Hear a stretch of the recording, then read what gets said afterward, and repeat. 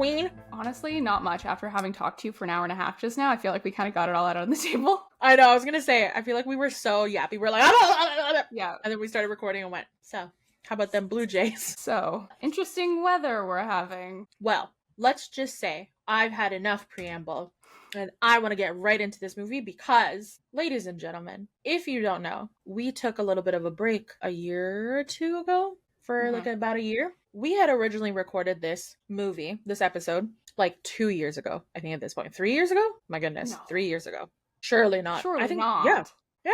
Dang. Okay. I think it was 2022, and we recorded it, and then it was, just an audio file then.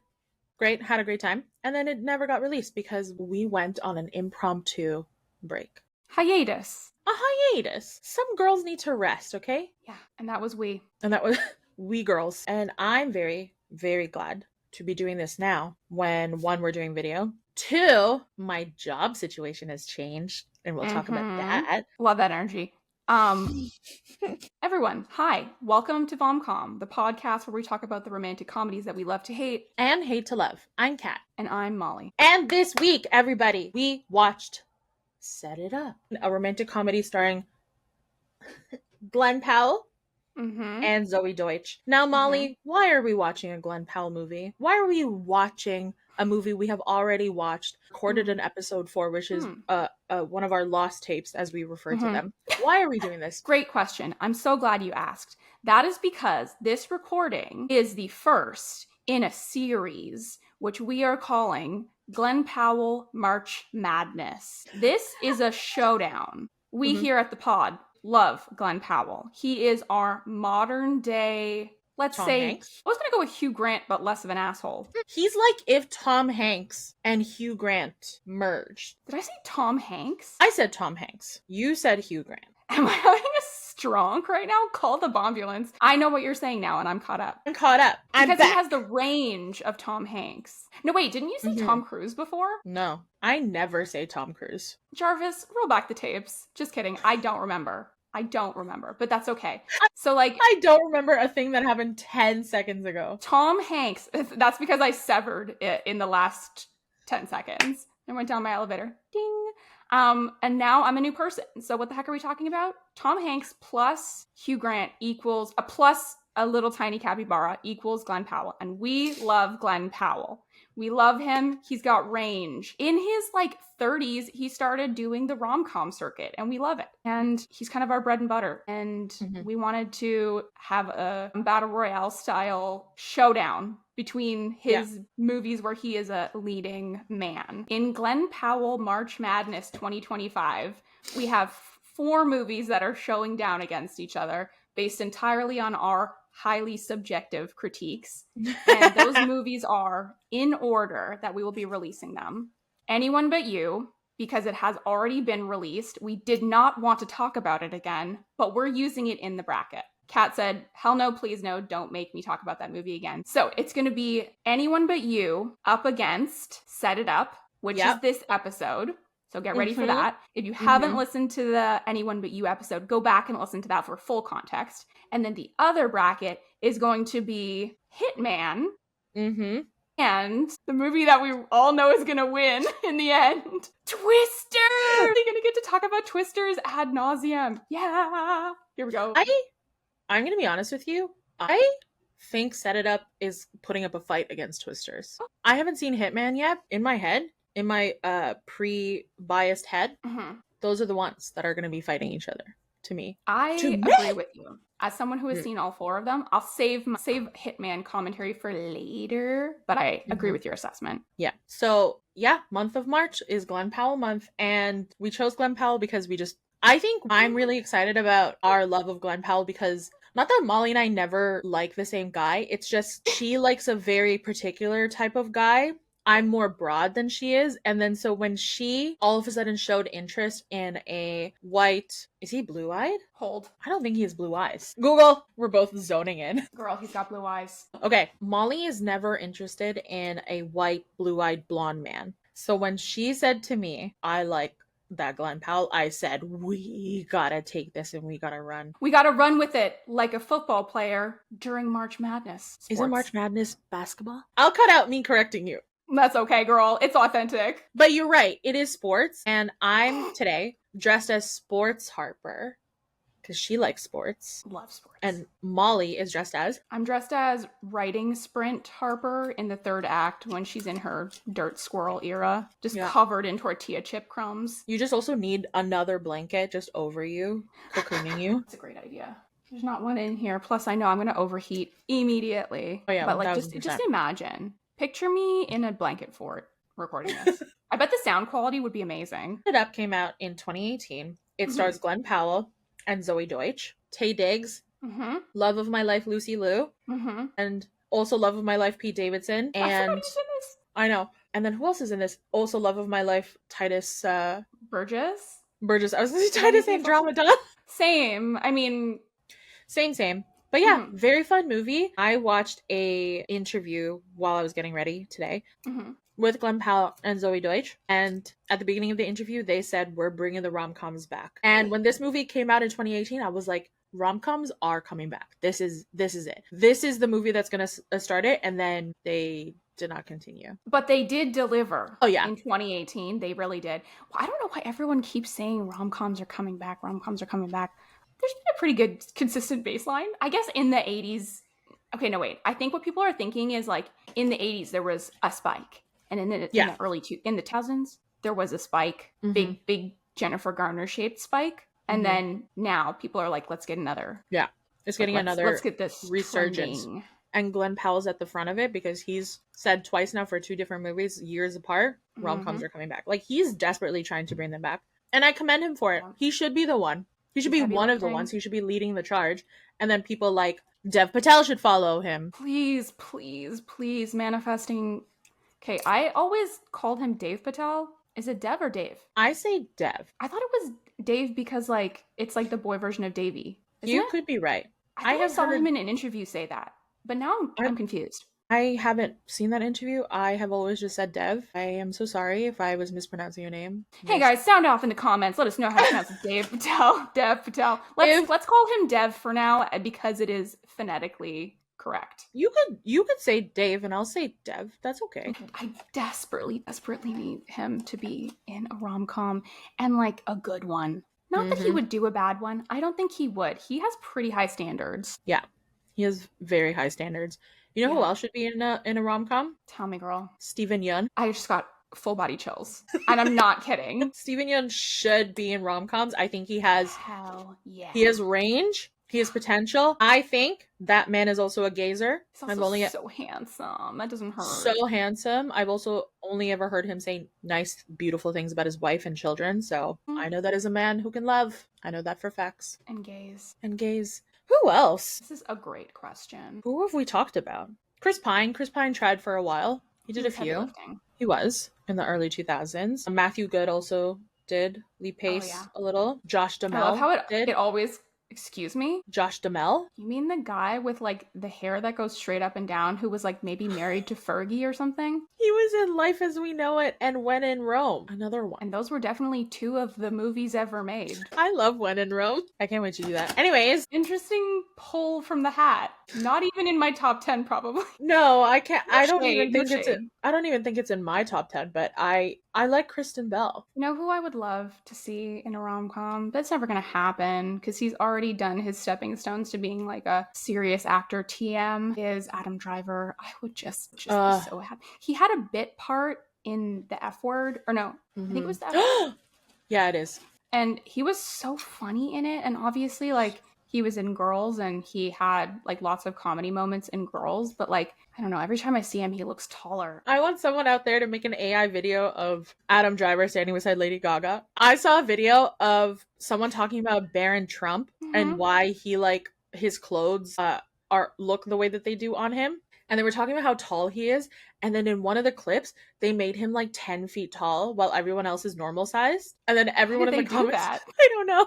But then every other video was like normal. It was just that one video where he is literally the size of the pillar of the building that they're walking into. I laughed out loud. And everyone in the comments went, Why is that in there? It was an Easter egg. Anyways, okay, so this movie came out in 2018.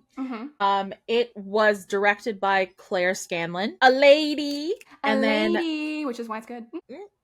and then written by Katie Silberman. And you're gonna know these ladies. Yeah. You're gonna know these ladies. So Claire Scanlon, she's a director, editor, producer. Let me tell you some of the things Claire Scanlon has done. Okay, she has done Loot, that TV show that Maya Rudolph did on Apple TV. She has done a couple of episodes of Abbott Elementary. Funny lady. Miracle Workers. So funny. With Love of My Life, Daniel Radcliffe. Also in the F Word.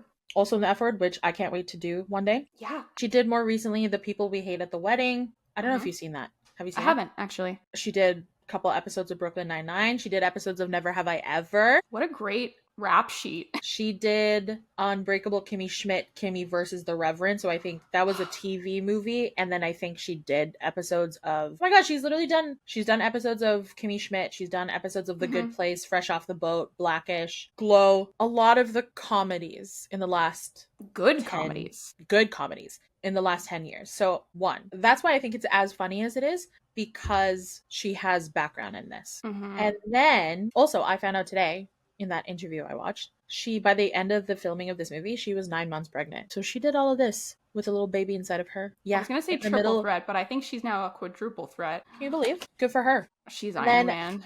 Truly. And then written by Katie Silberman, who you will also know who this lady is. These are some of her credits. Don't Worry, Darling. Booksmart. One of my favorites.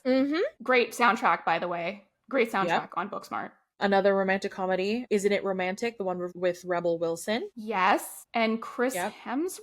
I don't think it's Chris Hemsworth. It is with Adam. Who's the one? Adam Devine. Yappa. That was the symbol you just did. Who's the one who won't stop yapping? So let me read you the logline of Set It Up 2018. Okay. Claire Scanlon. 2 corporate executive assistants hatch a plan to matchmake their 2 bosses. Very short. That's it? That's it. Done. Period. I was waiting for the conflict. It didn't even say they're 2 horrible bosses. Yeah. So, could be better. I would add just one more sentence. Yeah. Until hijinks ensue when their plans start to fall apart or something to do with enmeshment, that their lives are so involved with their bosses, or until... Well, yeah, exactly. It just says their bosses. So it just seems like these 2 were like, hey, your boss seems good for my boss, when literally the whole point of the movie is that they're 2 executive assistants who have terrible or like really intense bosses. They don't have personal lives. So in order to get their own lives, they set up their bosses, because when they're Frenching, then they can be out living their life. Yes, Frenching. Yeah. That was like a very good synopsis that you just did. So that logline, Only Edition needs to have like one more sentence that talks about the motivations and the conflict. I can't remember the first time I watched it. It's a Netflix movie, so it didn't have like a movie theater premiere, so I think I might have watched it actually when it did come out. Same. And I don't think I was familiar with Glen Powell before this. I genuinely don't think so. Zoey Deutch, guys, listen, sometimes Nepo babies can be good. Yeah. And Zoey Deutch seems to be like one of those Nepo babies. I don't know where I know her from. I feel like I've always watched her, but I don't even know from what. Please hold. Google. She was in Not Okay. She was in Zombieland Double Tap. She was in the music video for Perfect by Ed Sheeran. She was in Why Him. She was in... Yeah, that's why. Dirty Grandpa. Why Him. Yep. Beautiful Creatures, The Amazing Spider-Man. Beautiful Creatures? Yeah, she was in The Sweet Life on Deck. I wonder if that was your first exposure to Zoey Deutch.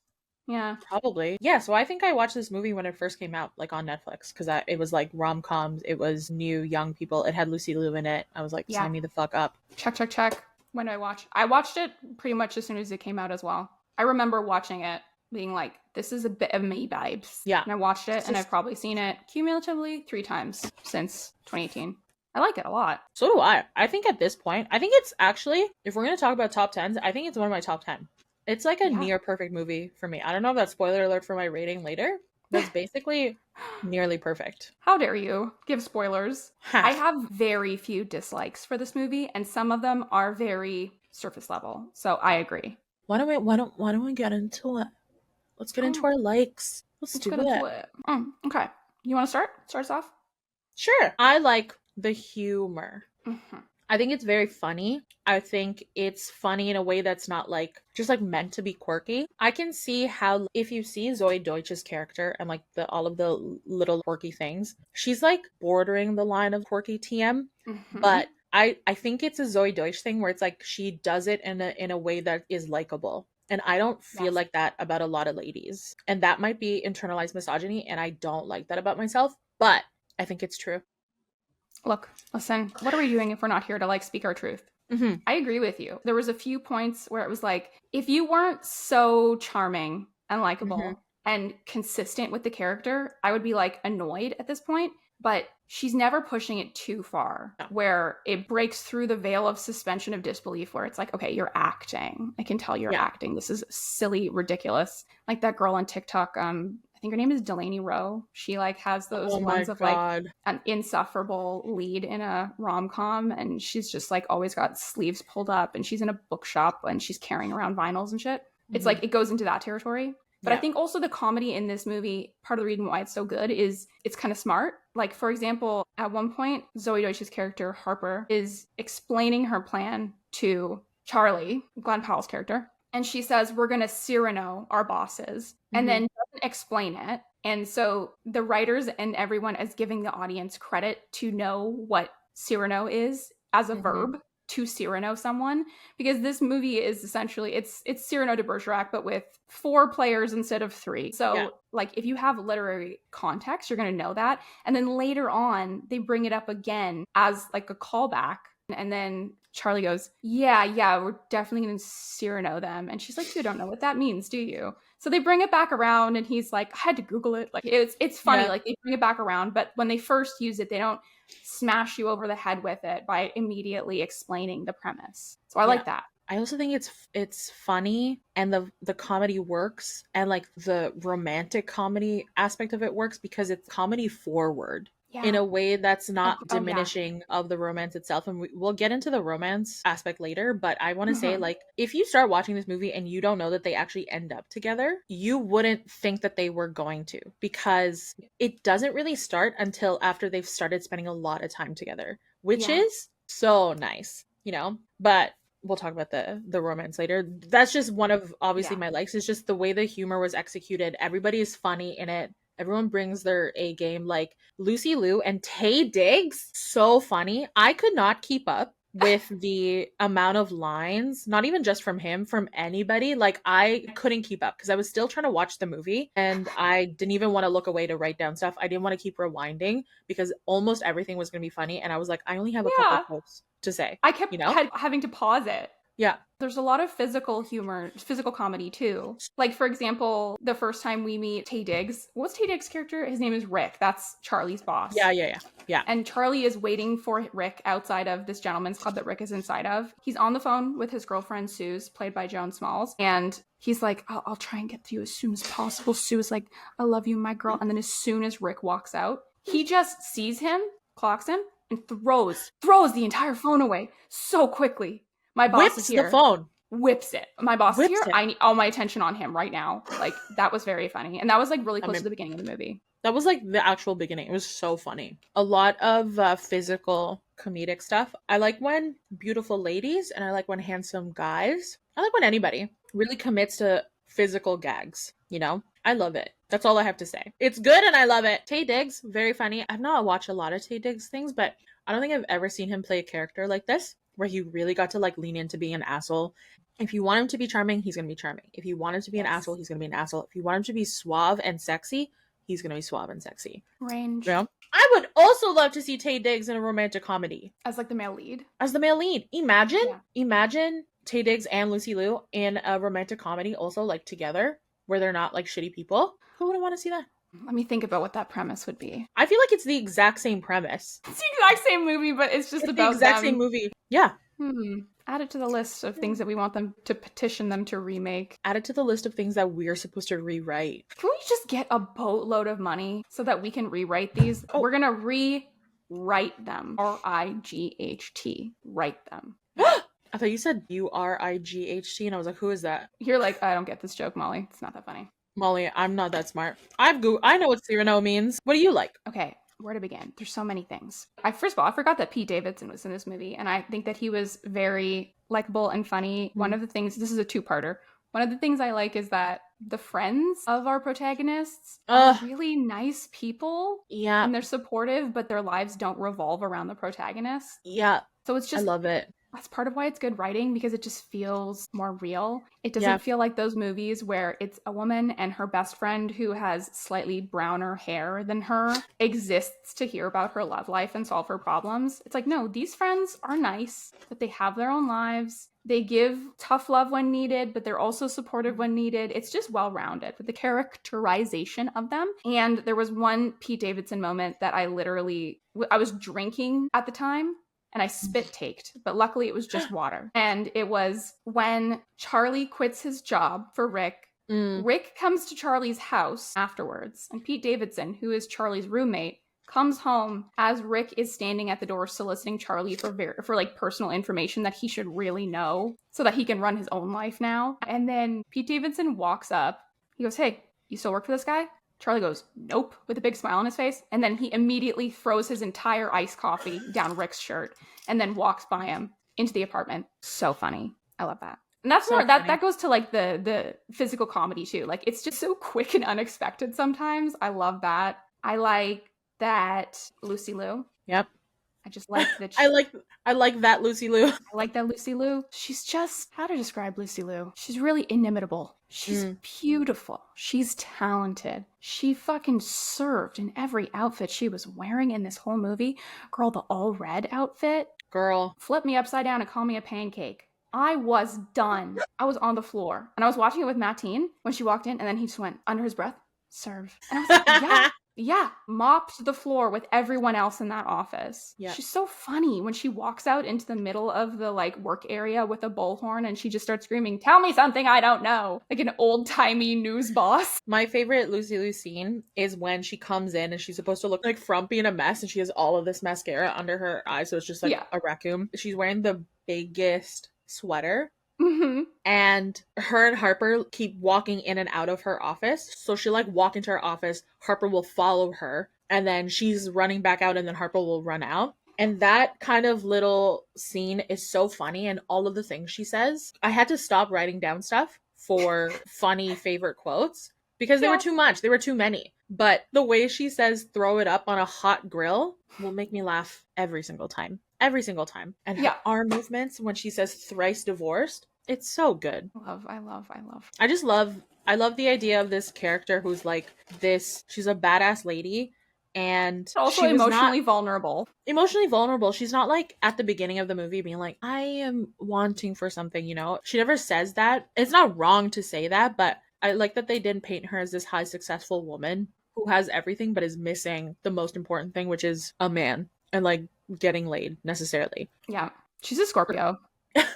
Yeah. Harper just wanted her distracted. Yeah. And to think about something else that wasn't work, because when she's thinking about work, then Harper has to be there, you know? For Lucy Liu's character, Kirsten, a man is a luxury good. It's a nice to have, not a need to have. Exactly. Her life isn't over. It's enriched when she had a man, but she wasn't looking for it. And that's okay. Either way. Exactly. Yeah, I like that you brought up the friends because they are very well-rounded characters, especially Harper's roommate / best friend. And even her fiance, who is played by John Rudnitsky, who is of SNL fame, who I love.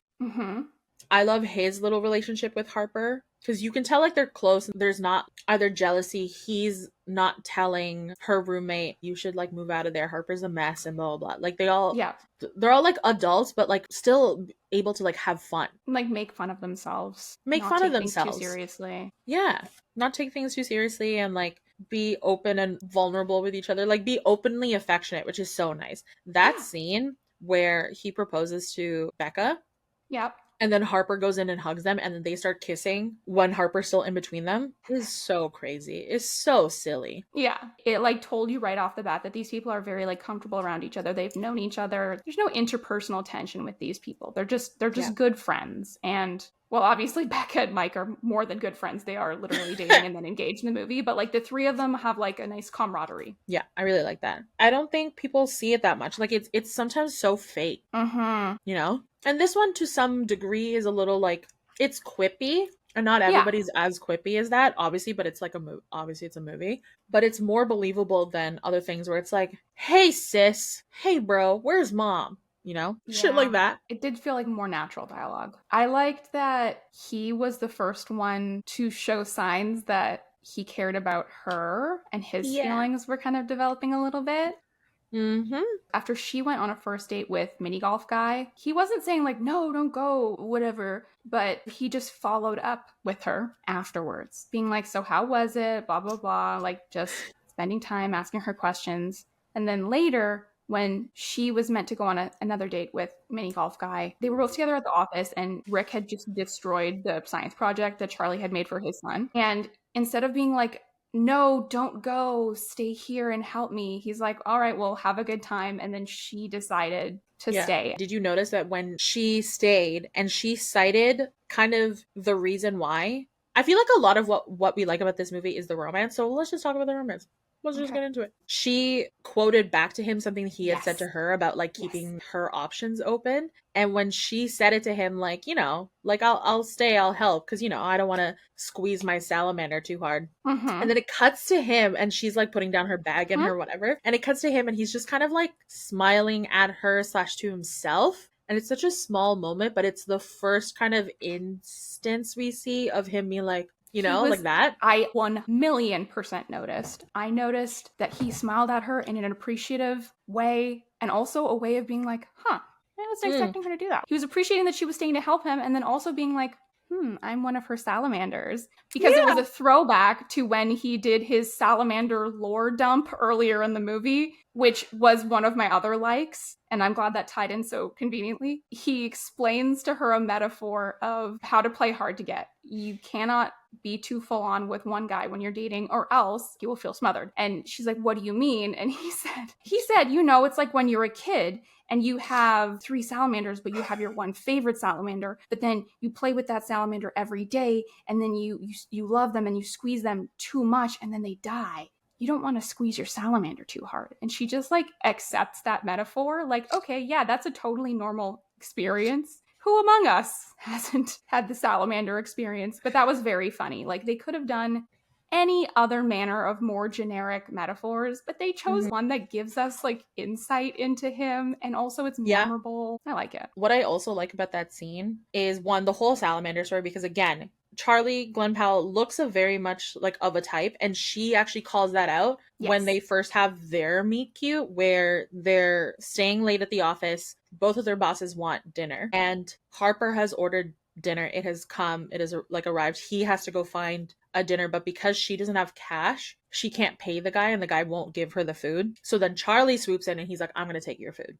And then that's when their banter starts. He's like, I need this because I'm gonna get fired. She's like, it doesn't matter if you get fired, like you're still gonna get another job. You'll just call your lacrosse buddies or your Harvard buddies or whatever, and you'll just keep getting promoted for no reason at all. Like, she immediately typecast him as this finance bro, which he is, a finance bro, 6 foot, blue eyes. And then when he tells his little salamander story, it's an insight into who he is, because we don't get a lot of background about like who he is and what he likes. And that just shows, because he compartmentalizes it. Charlie, the character, thinks that in order for you to have a job, you have to work really hard and hate it. Like, the point of a job is not to love it and not to feel impassioned by what you do, but it's just to have the best job with the most money. So I like that little scene because it's more than just funny. It says something about the character, which we could have found out in different ways, but this is a nice way to find that out. Elegant writing. Yeah. So he says that little story about basically playing hard to get, and then when she decides, okay, fine, I will play hard to get, then he has his little instance of like,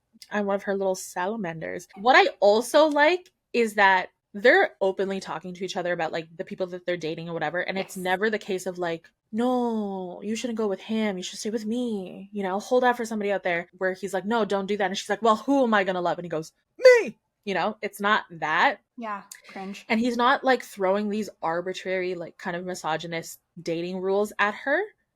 He's literally like, tone it down, because he just saw her about to reply to a text, which was like a very normal text from the guy that she's seeing golf guy, with 1,000 million ha-ha-has. He's like, hey, I want you to succeed, and I'm going to Yeah. help you. He's like, maybe tone it down. You've seen He's Just Not That Into You, the Justin Long storyline with, what's her name?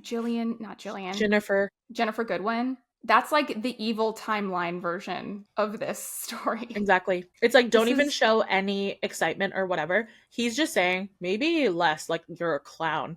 And she's like, what are you talking about, clown? Girl, you just typed out. That was so funny. I was not expecting to see that text of like how she was responding. I like even his like advice for dating, where he's like playing hard to get. And then he ends up taking his own advice about playing hard to get. When they're at a party with Suze, one of my dislikes is the name Suze. Don't like it. Suze, gross. They're at a modeling party. Harper is, Pete Davidson's character is, Duncan, that's his name. Charlie, they all go with Suze to this party. Glen Powell's finally there as her boyfriend, and that's what she's been wanting, is him around, and that's why he wants to do the scheme of getting his life back. And she doesn't even pay any attention to him. She just goes talks to other guys, steals his sunglasses, makes her get her drinks, you know? So when he's trying to tell Harper to play hard to get, and she's kind of looking at him like, okay, I'll do it when you do it. And then he's like, you know what? You're right. I will do it. Let's leave. And he did it. And he did it. And he went to go have a nice time at her friend's engagement party, which was such a nice scene. Also, isn't that the same rooftop from How to Be Single when they have her birthday party? There is one New York rooftop that is just constantly on hold for filming locations, I think. It has the water tower and then the string lights. Yeah, it's the same one. Yeah, it's always the same one. When there's the scene where they're walking home from that party and they go to get a pizza, they need to like go in the side entrance to Charlie's apartment because Duncan has a guy over. So they don't want to go in the front door. So they go around and they crawl up the fire escape with the pizza. And before it even happened, like when they go to climb up the fire escape, Mateen goes, aha! And I was like, whoa, what? He's like, as soon as I saw them walking along the street in New York at night with a pizza, I knew a balcony was going to come into play. That's what he said. And he was right. And then when they were eating the pizza, they go inside afterwards and they're just sitting there and staring like drunkenly into the middle distance. Who among us? You know? Who among us? That is a universal experience. This is good writing. Like, we all watched that and we felt it because we've been there. We've lived it. Nothing was forced in this movie. Nothing was like overly dramatic for the sake of drama. Like when he left that party and left Suze there, he could have had a blowout with her, but he didn't. When he eventually breaks up with Suze, he could have made it a whole dramatic thing. And there was a little bit of a speech that he gave, but it wasn't like crazy throwing drinks and storming out, whatever. And then when they have that moment in the bedroom with the pizza, they're just like having this moment where they're just having a good time and they're enjoying their pizza and they're staring off. And then they look at each other and they're kind of like smiling, having a great time. And then she goes, okay, I'm going to go. And he doesn't try to kiss her or anything. He goes, okay. Yeah. And then she leaves because nothing is forced in the trajectory of their romantic relationship, which I like. I mean, the movie is literally about conniving a situation to get two people together, but these two did not have to at any point have to push anything. It's so naturally developed between the two of them. That said, that scene had one of my only dislikes from this movie. They were talking about this $5 pizza, saying this is the best pizza I've ever had. It looked like the worst pizza I have ever seen. And I've seen and eaten some bad pizza. This pizza looked devastating. It looked horrendous. You know what it looked like? You know when people say flatbread and you think, oh, nice, flatbread. We'll try a flatbread. But then they bring out a fucking cracker.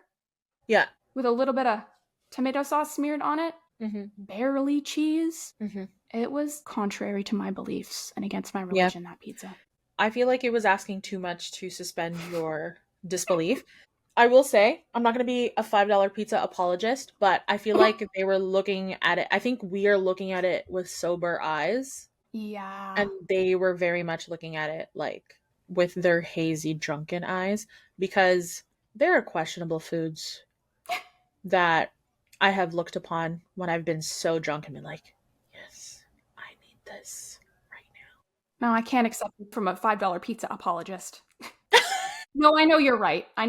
There used to be no, but I agree. I agreed with you because when I saw them pick up the pizza, I was like, when he folded it, one of them folded it and bit into it, and I was like, it literally looks like they had put cheese and tomato sauce on cardboard. They had taken another pizza box, cut out a circle, put it inside another pizza box, smeared tomato sauce, and then called it a day. Let it get nice and soggy, called it a day.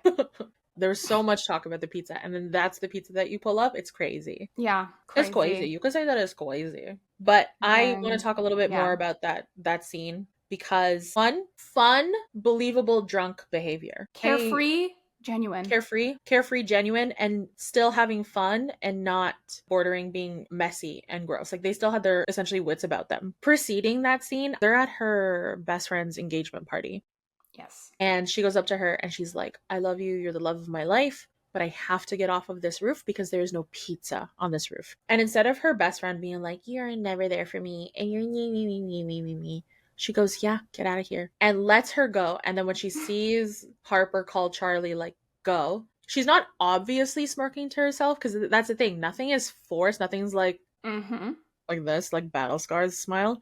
Immediately as Harper and Charlie are walking away and she's doing a little sly smile, she's looking at them. She's like, interesting. A guy with 1,000 pizzas stacked in his arms Mm-hmm. shows up. Again, trusting us to be like, she knew pizza was coming. She didn't stop Harper from leaving. She wants Harper to have a connection with this guy because she could just see that there was stuff going on between her and Charlie. Mm-hmm. So she's being a good friend and letting her go explore that instead of being like, She you have endorsed to be there it. for me. I'm the Yeah. bride. And then we get to the scene where they get up and it's just all fun. It's all genuine. One of my favorite lines in that little instance is when they're walking and he's holding the box of pizza and she opens it and he goes, you're gonna let the smell out. Like so simple, so funny. The way he said it was Priorities. very funny. Yeah.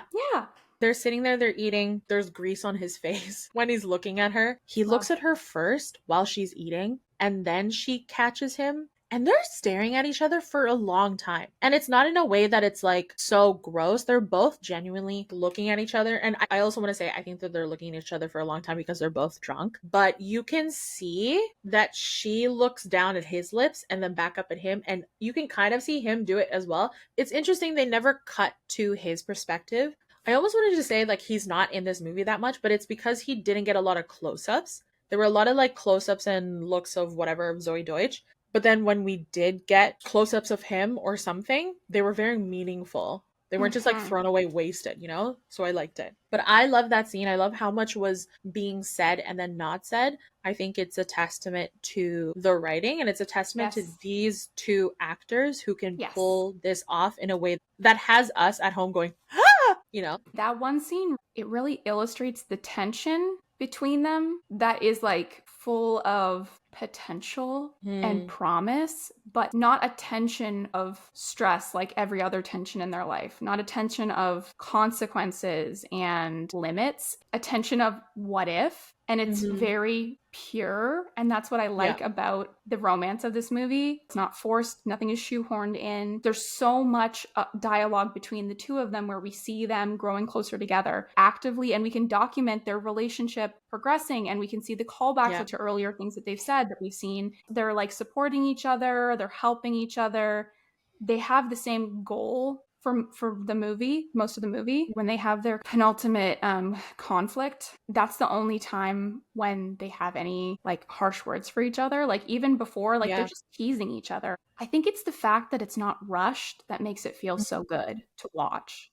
I want to say for a romantic comedy, this is a long movie. It's like Yeah. almost 2 hours. It doesn't feel like it, but I'm so glad that it is that long because of the thing I mentioned before, where for almost the first half of this movie, you wouldn't think that they were gonna like fall in love because they were not like seeing each other in that way where he doesn't meet her immediately and is like, oh, that girl is cute even though she's crazy and I hate her. There was no instance of like, huh, but they're very interesting, beguiling. Like they keep coming together, not because there's this external thing, it's because they have that shared goal, like you said, and they're working towards something, and it's because they've worked towards something and because they have like proven to each other that they are good executive assistants and stuff and they can get stuff done and they're like good as a team. Mm-hmm. That's why they're then spending more time. And then they start talking about more things about either like growing up or what they like or what they want from this job and why they are in this job. You know, it doesn't start at the beginning where they Yeah. first meet. And it's like, it's such a nice natural progression. And you're right when you said earlier how it contrasts the romance that we see with Lucy Liu and Taye Diggs because that's very manufactured and that's very rushed. Because I don't know the timeline of this movie, but they basically meet and then get engaged to be married I want to say within 6 weeks. Very quickly. I cannot say enough good things about the romance. I think it's well done. I think it's well acted. I wish more people talked about this movie. Yeah. And I know that you love that moment at the end when they're resolving their fight and they meet outside the building because Lucy Liu, Kirsten set them up. Yes. And she flipped the script and then they had their little 10 things I hate about you moment. Mm-hmm. I know you love that. Becca says at her engagement party speech, when I was little, my grandmother, she used to say, you like because and you love despite. You like someone because of all of their qualities and you love someone despite some of their qualities. And I'm like, because if that ain't the truth, the thing about romantic comedies is like when you're younger, you are like, this is the list of things I want in a person. And it's not negotiable. It has to be this. And then as you grow up, as you meet people and you're like, oh, I actually really like this person, but like the one thing that they do or this thing that I don't love or I don't necessarily agree on, they're not always deal breakers. And other people's deal breakers are different to other people, you know? And it's just such a nice thing. It's like, sure, she can be a little bit messy. Not calling anyone out specifically. Don't look behind me. People's deal breakers are subjective and they change over time. And that's kind of what you learn as you grow older. And another thing he said that I really liked was, because earlier they were talking about how she had to play hard to get.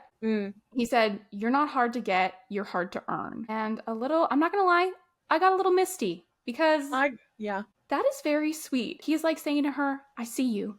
I see you. You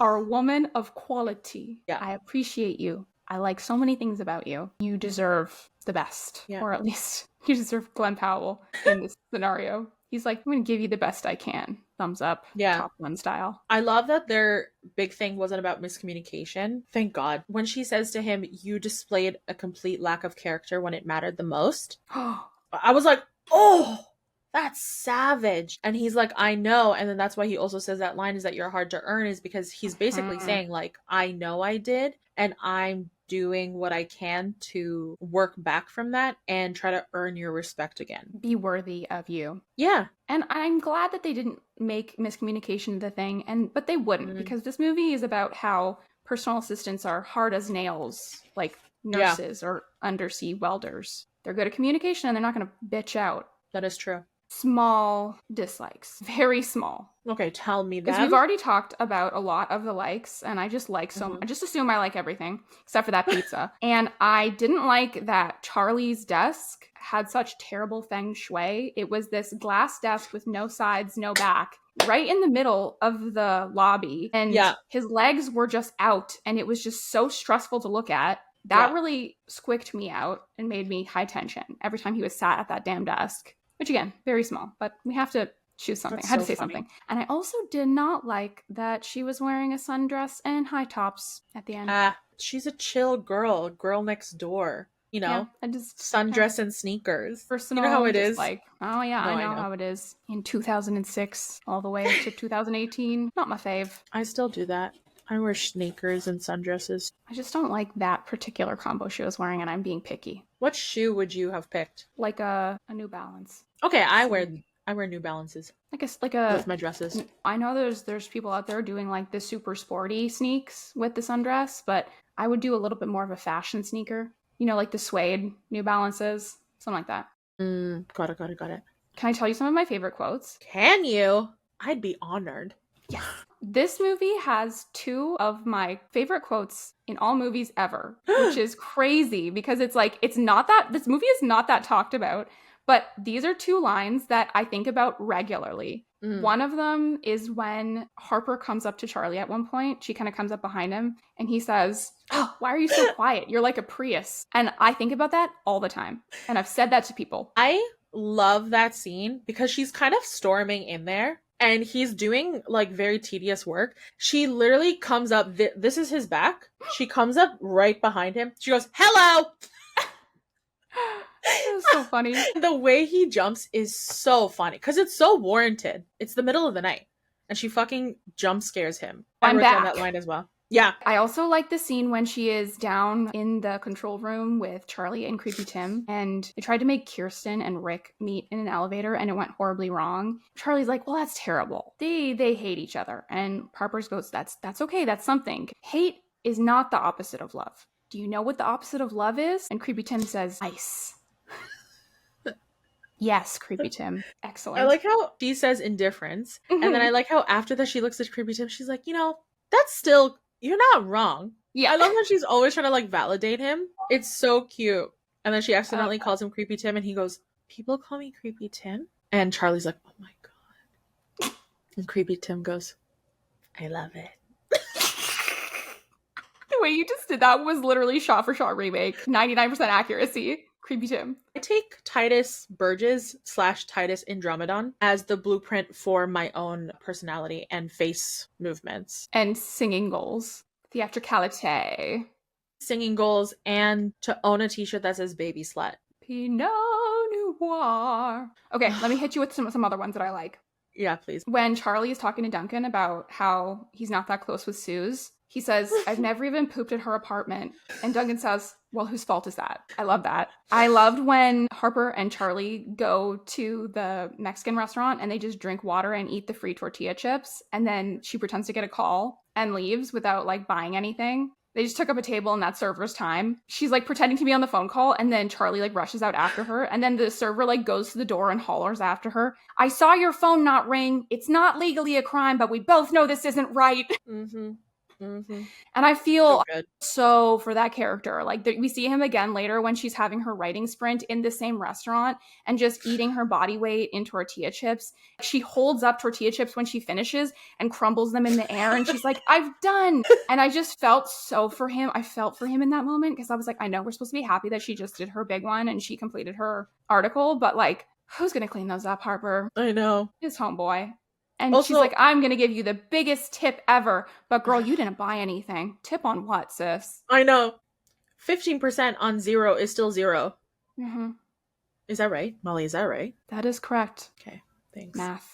Maths. I liked in that scene where she's saying it, he's like happy for her. He's not just like, whatever, shut up. And then she goes into, you're going to get the biggest tip you've ever received. And then he's even more excited. And then she's like, well, I don't actually have my wallet. And the way he says, get out. Doesn't he say, leave this place? You're done. You're done. Get out of here, you nasty smelling girl. Little stinky little stinker. I'm going to get real for a sec because usually the lines I like are very funny. But this one I think was just like good advice. When Harper gets fired, she gets dressed down by Charlie verbally being like, you never write anything because you're friggin' scared. And you're like basically like, oh, you've been working for this like superstar sports writer for ages and you know what you want, but you're too scared to go after it. And so you blame it on being busy. When she gets fired, she takes that to heart and she goes, you know what? Now is the time I'm going to write that article that I was talking about. She kind of hunkers down and she writes it and she's spending all this time in her apartment trying to do it, not succeeding. Then Becca comes home. She sees her and she was like, hey, do we need to call anybody? What's up? This is a lot of fast food, empty containers. You good? Mm-hmm. And then she sees her and she kind of like starts like throwing little food bits at her and stuff. And she was like, get it together. You have a good idea. This is a good thing you're doing. You need to stop self-sabotaging yourself by being perfectionist. You just need to do it. Stop being so precious. And the line that she says is, you need to stop feeling bad for yourself and write something bad. And this is such an important message for every single person who's ever done anything creative or gone out on any kind of limb or made any kind of leap, big or small. And it's just so scary, the unknown, or, you know, what if I fail? What if I succeed? Both can be equally scary. But the most important part of the creative process is just doing it, just showing up and creating something. And it can be bad and it will be bad, especially when you start doing something for the first time. It's going to be bad. That's okay. It should be. That's the human experience and that's the creative experience. It's so easy to get stuck in a stage of preparing or planning and overthinking because at least when you're in those stages, you're in control of everything. And then when you go to the next step of making the leap or putting your art or your work out there, it's terrifying. Now that thing that you've created is in the public domain. Everyone can weigh in on it. People can give you their opinions. It can be good, it can be bad. But if you don't start, that's way worse. Whatever you want to do, if you start today, in a year's time, that's a year of doing that thing under your belt versus thinking about it and then in a year's time, you're still at the same spot. So it's just like a really nice grounding message for her character and really for everyone watching. It's like, hey, just fucking do it. And don't care if it's bad, which is obviously easier said than done, but it's very valuable. Yeah. Yeah, you could say that when I saw that scene, what Charlie said was a little too close to home. And then when Becca said her thing, it was still a little too close to home. Get out of my neighborhood. Get out of my neighborhood. I feel personally attacked by this. But it's all true, and it's all advice I have given other people. Whether or not I have taken that advice myself is a different story, princess. Yeah, I wasn't expecting that from this movie. Yeah. But the fact that that's in there, and I love how, like, she gets tough love, because what Charlie said to her, however mean, he could have said it nicer, but obviously they were in the heat of the moment. They're all very real, true things. No one said anything to anyone that was not true. Yeah. You know? Which is so nice, so refreshing. I really like those two scenes, even though they were painful to me. Sobering, yeah.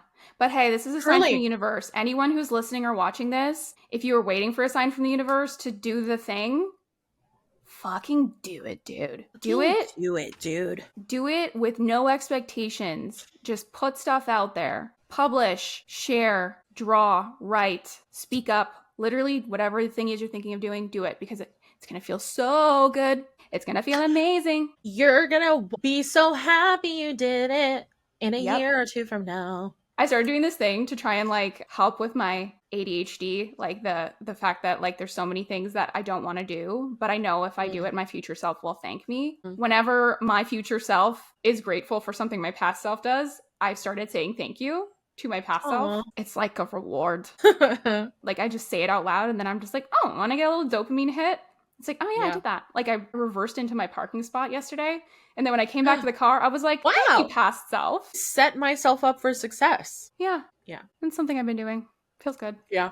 Yeah, those are good lines. Any other lines? Quotes? One last one. When Rick is crashing out over his ex-wife getting married, he gets an invitation. He tries to throw his chair through the high-rise window out of rage, or who knows, maybe he's being dramatic and he's going to threaten to jump out of the window. And then he throws it bonks off the glass, and he goes, what is this, bulletproof glass? That was so funny to me, especially with the sound effect of the chair bonking, and then him just like a toddler raging out. So funny, dude. So funny. All of his little crash out scenes in this movie, so good. If there were awards for just crashing out, Taye Diggs would have won in 20. The crashies. Let's start the crashies. Awards for crashing out. Let's do it. I mean, it's like kind of Oscars adjacent, but comedic crash outs are never taken seriously. Like, how many fucking Oscar performances are there where people are crashing out? Like Adam Driver in Marriage Story crashing out. Every day I wake up. You know, Paloma Diamond? How they heard like this name. Who is this? Wait, how do you not know Paloma Diamond? Paloma Diamond is like a character on TikTok that's basically like a parody of all of the like serious actresses in Hollywood. And so they'll have like award season compilations of like fake Paloma Diamond movies. It's giving like Meryl Streep kind of vibes. Oh, I do know this person. I didn't know them by name. Yeah, got it. It's funny because it's true. The joke of all of the Oscar clips and just these different like characterizations of different types of Oscar bait films and scenes, none of them, you know, comedies don't get taken seriously because they're literally comedy. But like there's a reason that there's a phrase for Oscar bait. There's a reason that it's a thing. People recognize it. And so that's like a parody of it. And let's give flowers to the comedy crash outs. Kristen Wiig, I'm looking at you. Bridesmaids. Taye Diggs, set it up. Melissa McCarthy in almost literally anything. I like all of your lines, and I will add to them. And I'll raise you one. I'll raise you several more.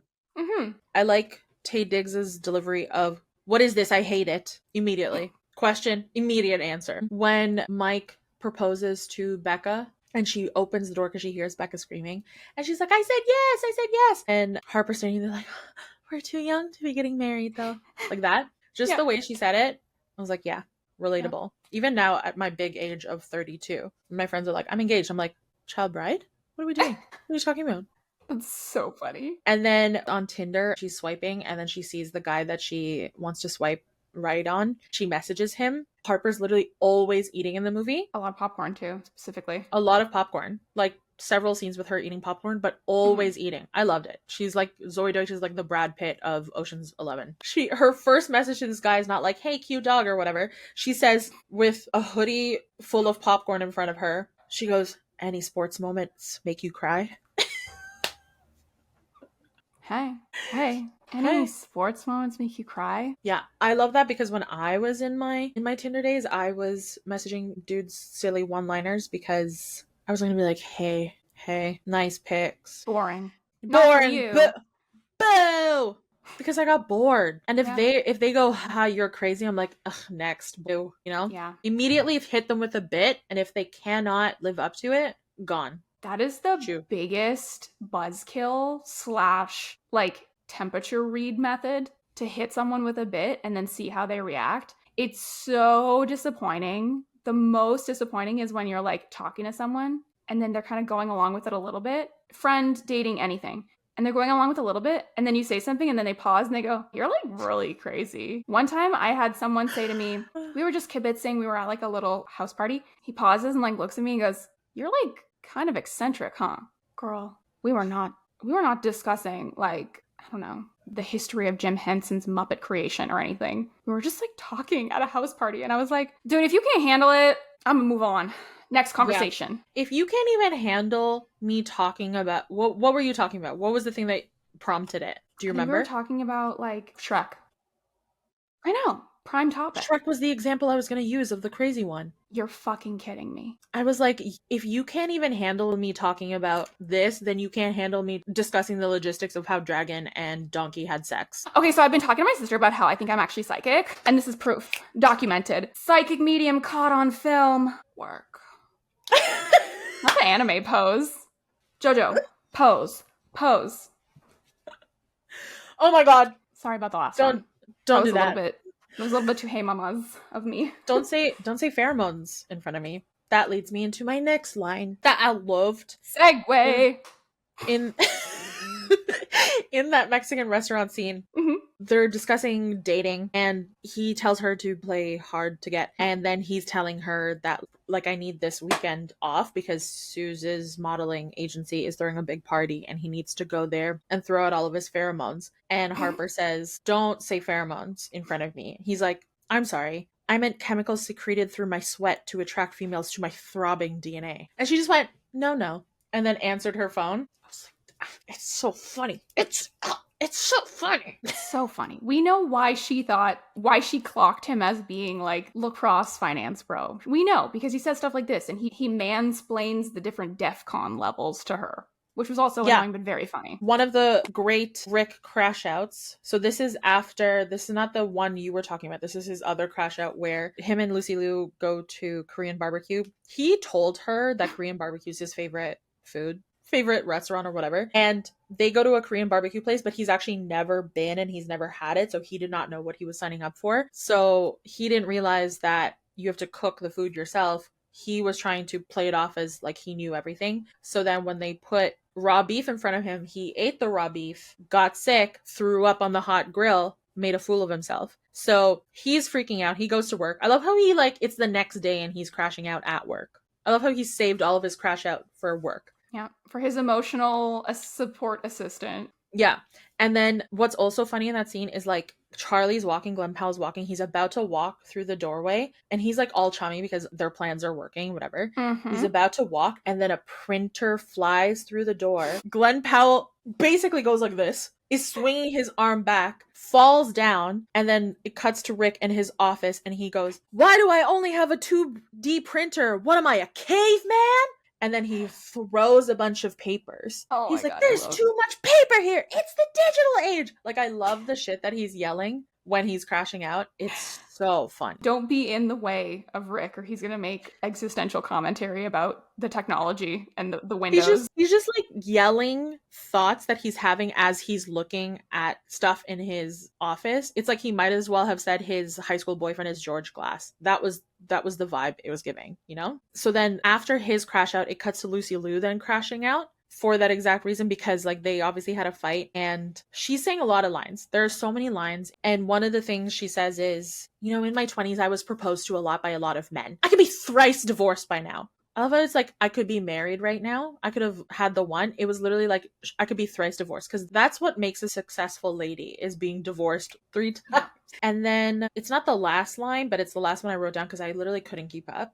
But when they have that beautiful little scene in his bedroom eating the pizza on the ground, and she's like, uh-oh, there are vibes, but we are both involved with people, so I'm going to do the responsible thing and leave. And she goes, I should go. Respectful. And then he asks her pizza for the road, and she says, 2, please. And then she says, roll it crust side out. I'm a lady. And he gives her the pizza, and she stumbles through the fire escape. She's so cute. She's so cute. Actually, I want to say my only dislike for this is the reasoning behind Kirsten's motivation to make Harper's life a living hell is to just give her tough love and to make her skin thick because she's in sports journalism. I don't love the reason of like, I was being mean and abusive to you because I just want you to be tough. Because it doesn't seem like she's doing that to anybody else. No. So it's like, why only Harper? That's really my only dislike of how we can excuse Lucy Liu's character of being like, well, she's not as bad as Rick.